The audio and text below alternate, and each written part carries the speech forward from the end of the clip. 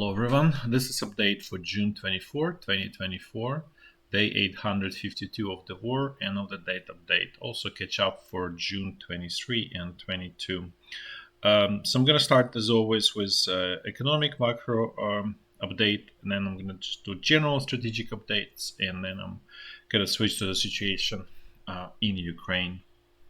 So there's not much economy-wise because of the weekend, but there's one data that came out of China, and it's foreign direct investments in May. They continue to be going down. As you can see, it's negative 28%. Prior period was roughly the same number, which is just shows consistency that foreign firms, and mostly West, is not investing in China anymore and pulling investments from China. So this has sort of two sides to it.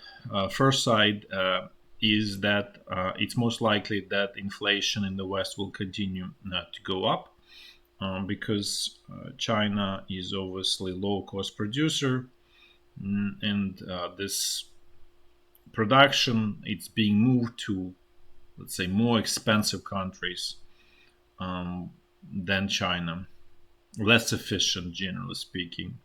So that will help the inflationary pressure. It's not the main source and not the only source, but it certainly will help create inflationary pressure in the West, but also in China as well, because it's a reduction in capacity utilization, and so the cost generally going down. So this is how this deglobalization is affecting both sides and making both sides worse.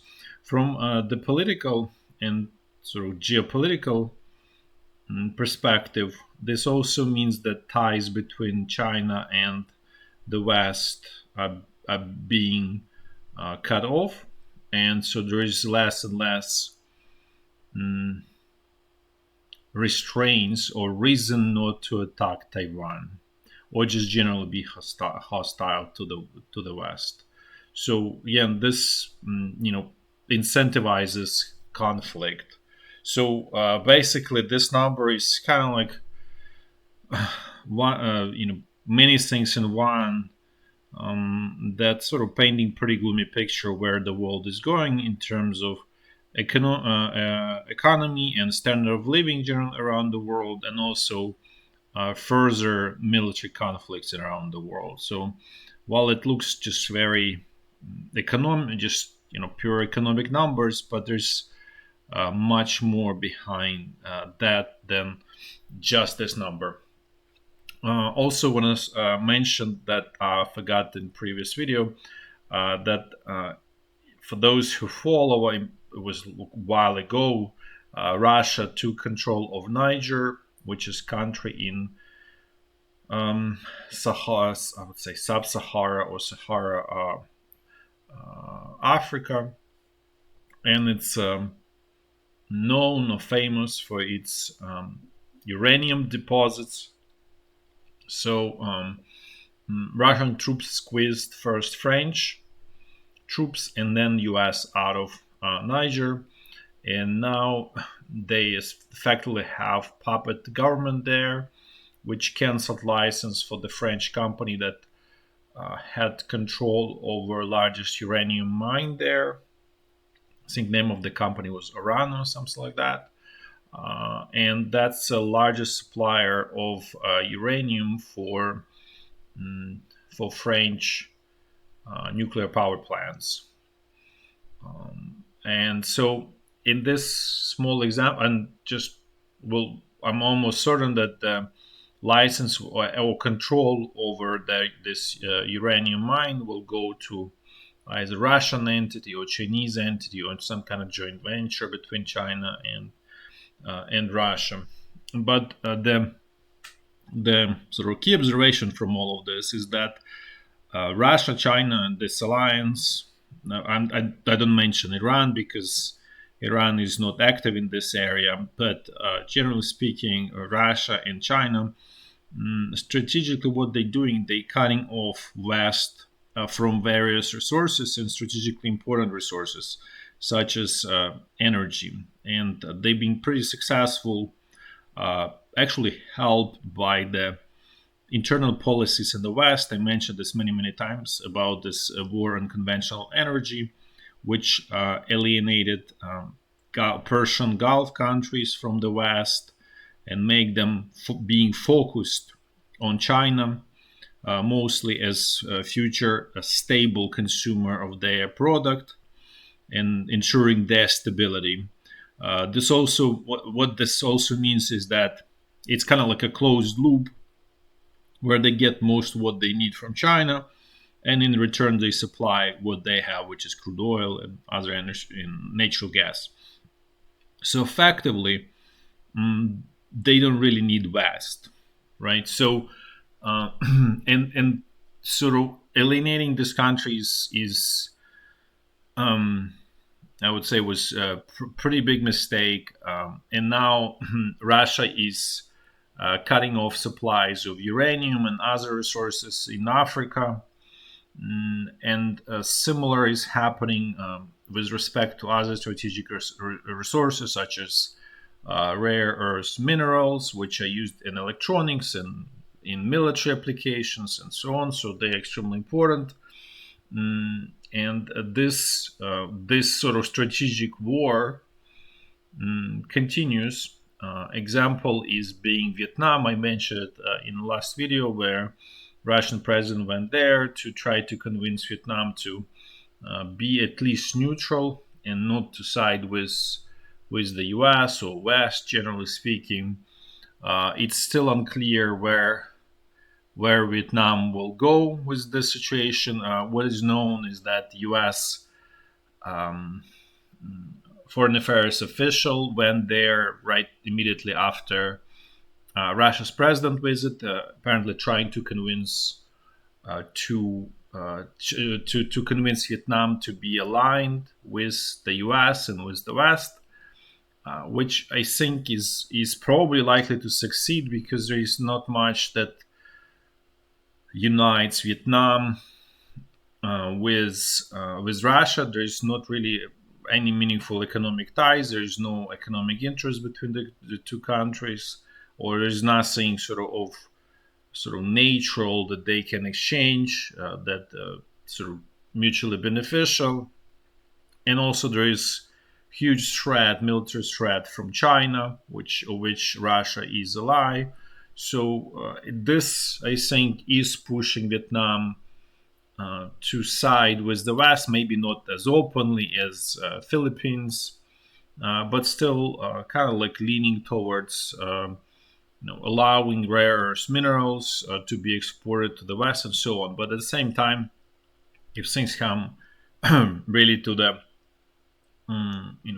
active conflict between the two, it's really easy for China and Russia to intercept and interrupt supplies of rare earth minerals from Vietnam to the West. It's just going to be done first thing out of many other things that's going to be done. So this is sort of a little bit about the strategic situation. Now I'm gonna switch actually to the situation in Ukraine and a little bit in Russia. So first, Ukrainian president changed head of commander of it's not the head but sort of commander of Ukrainian forces fighting opposing Russian forces. His name was General Yuri Sodol. He was replaced with Andriy Ignatov, and this is presented as something sort of positive in Ukrainian society. He's blamed for heavy casualties in Ukrainian troops and so on. This is unfortunately not constructive development in Ukraine. It's just attempt by Ukrainian president to find a scapegoat, effectively, for all of the military problems and effectively looming military disaster. Because while there's no doubt that this general is incompetent, let's put it this way, um, the new one is marginally better at best. He was in charge of Ukrainian attacks on the Russian troops on the western bank of Dnipro River. There was October, basically September, October, November of 2022, where Russian troops eventually evacuated western bank. But Ukrainian troops were doing mindless frontal squeezes with heavy losses. And the only reason Russian troops left is because their ability to resupply was cut off through the Dnipro River. It wasn't because of the Ukrainian attacks. So this was kind of like his first achievement in quotes, which I would say net negative. There's nothing positive about that. Then also this general was in charge of the fighting around Bakhmut and Soledar area in early part of 2023, where Ukrainian troops first lost Soledar, and then as a domino effect, then there was Bakhmut was lost, where Russian troops, actually Wagner mercenaries, were extremely successful in attack on Soledar and captured it by surprise in very efficient way. And that really opened up the gates to capture Bakhmut, which took longer and so on. But that was example of pretty poor and I would say disastrous defensive operation. And this person was apparently in charge of that. So while this person is younger and potentially maybe a little bit better, but there is clearly no strong track record saying that he's going to be change that's needed in Ukrainian military. And going back to what I was saying before, is that it's a systemic problem. It's not a problem of one person who's just bad and the rest just you need to replace one person and things will start working. It's these people are representative of the broken system, where it's basically a system of negative selection. So the worst are going to the top, and the best ones are staying at the bottom. And so as a result, you have all of these people. You can pick any of them; they're going to be more or less equally bad, and they will not change anything.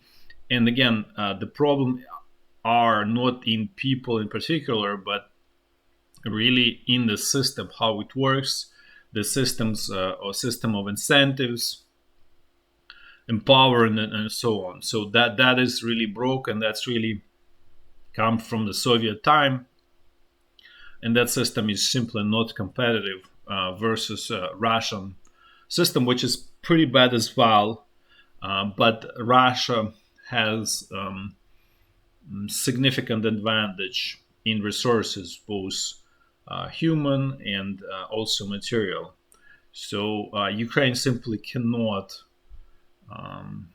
withstand Russia by doing the same thing. By definition, Ukraine needs to be much more efficient, and not just little, but significantly more efficient. And and Ukraine right now is anything but that. And so this change is essentially a political game, basically played by Ukrainian president to show internally in the country and to Ukrainian military, here are some positive changes, some listening to you, and so on. And also probably is going to be spun the same way to the West, that there are improvement changes and so on. But in reality, it's not it's nothing is changing in meaningful way or in a way that really will change situation on the battlefield. There's also I want to mention that a Russian Minister of Foreign Affairs called U.S. ambassador in Moscow and gave the diplomatic note, with respect to the attack against Russian military assets in Crimea and specifically Sevastopol area, where there was also accident where the rocket attack didn't go well, and it also affected civilians. So, despite all of, and Russia obviously blames U.S. for that attack. Despite that, Russian president stated very clearly that Russia is still willing to open to negotiations with Ukraine and with obviously with the US in all of this, which highlights actually difficult situation inside of Russia, where Russian president and political top will face difficult decisions sometime mid fall towards the end of the year, where they will need to have another round of mobilization. And so they want to avoid that, obviously, for obvious reasons. It's going to be politically unpopular and it's economically going to be super difficult. I mentioned in a previous video that Russian economy is overheated because it needs to produce everything internally, and that's really inefficient in general. So it creates a lot of inflation and shortages of everything, people, material, and so on.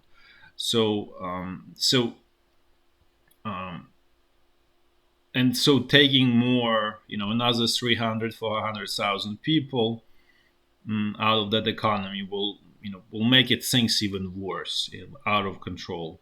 And so Russian political class realizes this, that they're facing this strategically difficult situation. So they want to have sort of a breathing room, have peace. For now, it's not going to be stable peace. It's not going to be long-term peace. It's just a break for another round of attack. As I mentioned, this all follows the script of the partitions of Poland in the 18th century. A little bit switching to different topics, and actually related topic to this attack on Sevastopol is there's significant pressure inside of Russia to shoot down this US UAVs. I think MQ-4, and then there is also MQ-9 that are basically surveying Russian positions by flying in the Black Sea. So wouldn't be surprising that at some point that it may get tempting for Russian political top to do that, because the pressure inside, sort of popular pressure inside of Russia, is tremendous to do something about those drones. Not saying that it's going to be directly shut down, but could be something like what was done before, dumping fuel on them, or some radio electronic warfare that effectively prevents them from navigating and crashing. It wouldn't be strange if something will happen to those drones in the coming weeks, depending obviously on the development of the situation. Switching a little bit to economic situation in Russia and how Russia is dealing with the payments.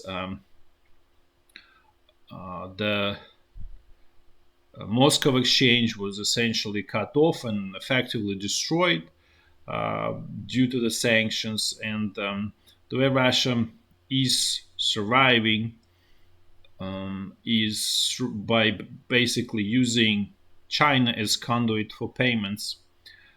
And the way it's done is actually in pretty intelligent way, or at least I wouldn't say it's totally intelligent, but so what happens is that main Chinese banks such as Bank of China, Industrial and Commercial Bank of China, uh, China Construction Banks, they seized the relationship with Russian banks, and it's done through regional Chinese banks that don't interact with externally outside of China, so they become conduits for payments for Russian banks, and then those regional banks then switch in turn and use these large banks to as interface to international payment system. So it's basically a fairly, I would say, sanction-proof system, because even if any of these regional banks get sanctions, it's not a big deal. They don't interact internationally, so and they provide access to Chinese payment system, and that's all really what Russian banks need. So effectively, there is not terribly much that can be done unless there is desire, obviously, to sever ties with China, which is economically suicidal for the West and not possible. So basically, Russia and China developed sort of a system how to survive through sanctions. Related in terms of strengthening the relationship, China is stopping purchases of the pork meat from Europe. And for the reference, the pork meat is the main type of protein, the main type of meat in China, and they're switching to Russia. So they're gonna be sourcing most of the pork meat now from Russia. The only question is Russia's ability to satisfy Chinese needs, but this is something that I mentioned before, is that Russia and China, it could be very strong alliance, because Russia can provide things exactly that China has significant insecurity in, is specifically energy and food. So it covers two of the most important needs of China. The rest, China can basically deal on its own. So this alliance effectively become um, nearly impossible to economically destroy through sanctions. Now I'm actually going to switch to the situation on the battlefield in Ukraine. It's going to be pretty quick overview, as there's not really much is happening in terms of truly sort of major things, major developments. So first, the situation, and I'm going to do it in a clockwise fashion, as I always do, starting from very north. So the situation along the state border all the way up until Kharkiv remains somewhat stable. Nothing major, no new Russian attempts to attack in Sumy region. Now let's move to the look at the situation northeast of Kharkiv. Things remain more or less the same. Ukrainian pressure on Russian troops in the area of Leboka. Looks like Leboka partially under now Ukrainian control, so Ukrainian forces managed to a little bit push Russian troops back. Also, Ukrainian forces control significant portion of Ovchansk. Russia's response is gliding bombs. So now they're starting using 3,000 kilogram, or it's called FAB 3000, which means it's 3,000 kilogram total weight of the gliding of the bomb, and then there's gliding part to it, and it actually doesn't have 3,000 kilograms of explosives. It's 1,200 kilograms, roughly 1,200 kilograms of explosives. Very strong explosion, obviously, but it seems that due to the weight, Russian military, Russian technology, they still didn't manage to make them very precise. So it's much harder to steer it right. Uh, so there are some technical difficulties with the precision of those bombs.